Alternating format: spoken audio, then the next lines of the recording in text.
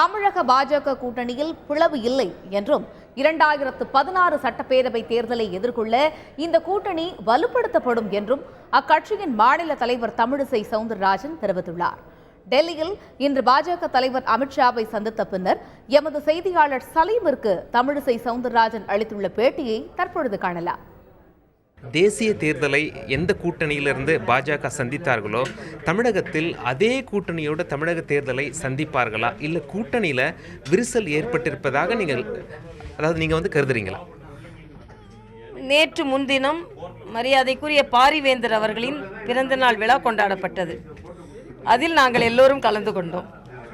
நேற்று மரியாதைக்குரிய தேமுதிக தலைவர் விஜயகாந்த் அவர்களின் பிறந்தநாள் கொண்டாடப்பட்டது. அதில் எல்லோரும் நாங்கள் கலந்து கொண்டோம். நமது பாரத பிரதமர் மோடி அவர்கள் விஜயகாந்த் அவர்களுக்கு வாழ்த்தை தெரிவித்திருக்கிறார்கள்.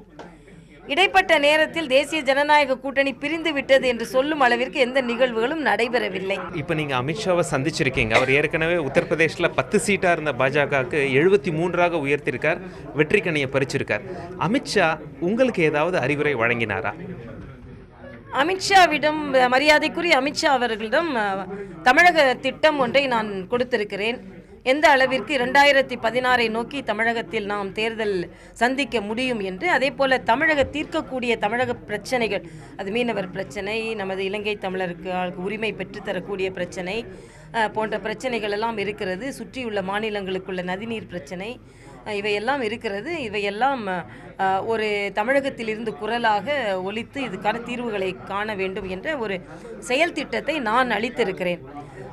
மரியாதைக்குரிய அமித்ஷா அவர்கள் எங்களது மாநில பொதுக்குழுவிற்கு ஒருவேளை வரலாம்.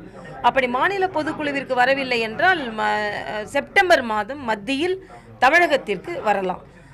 ஆக நிச்சயம் தமிழகத்திற்கு வர இருக்கிறார் என்பது மட்டுமல்ல, தமிழகத்தில் கட்சியை பலப்படுத்த வேண்டும் என்பதில் குறிக்கோளாக இருக்கிறார்.